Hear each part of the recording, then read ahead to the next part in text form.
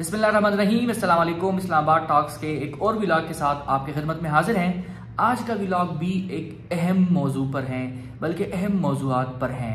आप हमारे साथ जुड़े रहिए और एंड तक देखें ताकि हम आपका फीडबैक ले सकें कि इन इश्यूज़ पर, इन मसाइल पर आप क्या समझते हैं और जो मालूमात हम आपको फराहम कर रहे हैं क्या वो दूसरे मीडिया, खासकर मेन स्ट्रीम मीडिया से हट कर हैं।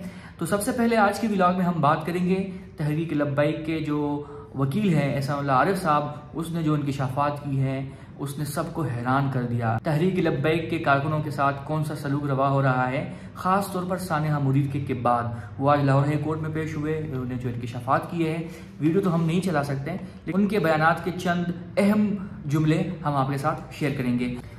सबसे पहले बात करते हैं कि तहरीक लब्बैक के जो वकील हैं एहसान आरिफ साहब, इन्होंने लाहौर हाई कोर्ट में सहाफ़ियों से गुफ्तगू के दौरान क्या कहा। अफजल सियाल साहब हैं, उसने इस खबर को अपने टाइमलाइन पे शेयर किया है। वो कहते हैं, आज हाई कोर्ट लाहौर में तहरीक लब्बैक के वकील एहसान आरिफ ने सानिहा मुरीद के केस में पेशी के बाद अदालत के अहाते में जो गुफ्तगू की है, खुद सुन ले। मेरे सवाल के जवाब में खौफनाक इंकशाफात किए।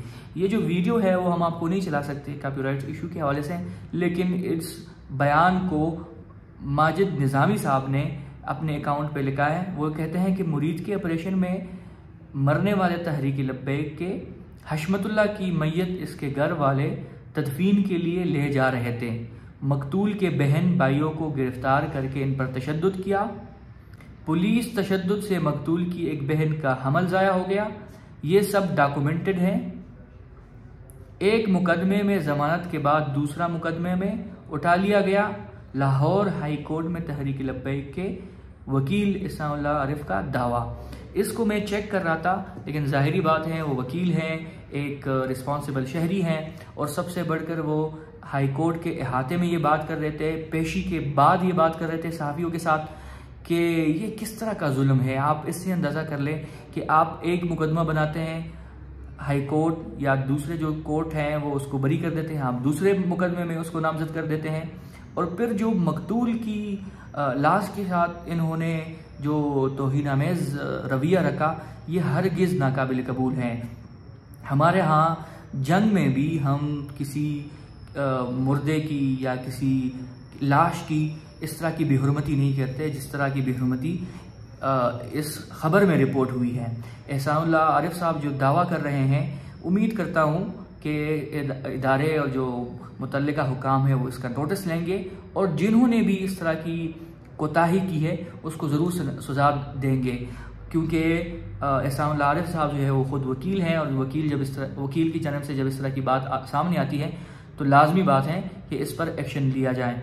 और फिर आप उनके घर वालों को, खासकर जो उनकी बहन है जो मुबैना तौर पर बताया जा रहा है कि उसका हमल ज़ाया हुआ, ये तो बहुत ही अफसोसनाक बात है कि हमारा मयार इतना कमज़ोर हो गया कि हम घर वालों को भी रगड़ा दें और घर वालों को भी इसमें शामिल कर लें। अगर एक बंदे की सियासी सोच है तो उस सियासी सोच में लाजिम नहीं है कि आप उसके घर वालों को भी इसमें शामिल कर लें और उसकी सज़ा उसके घर वालों से भी करें और फिर इस हद तक आप जाएं कि मुबैना तौर पर उनके जो बहन है उसका हमल ज़ाया हो या उसको और तशद्दुद का सामना हो। तो ये बहुत लाजिम है, क्योंकि हम देख रहे हैं कि गुज़िश्ता कई महीनों से, बल्कि मैं कहूँगा कि कई सालों से, अब तो ये बजा होगा कि कई सालों से हम देख रहे हैं कि चादर और चारदीवारी की जो तकद्दुस पामाल है वो मुसलसल हो रही है। अगर हम आवाज़ नहीं उठाएंगे तो ये बारी कल आपकी भी हो सकती है, किसी और की भी हो सकती है, किसी दूसरे बंदे की भी हो सकती है।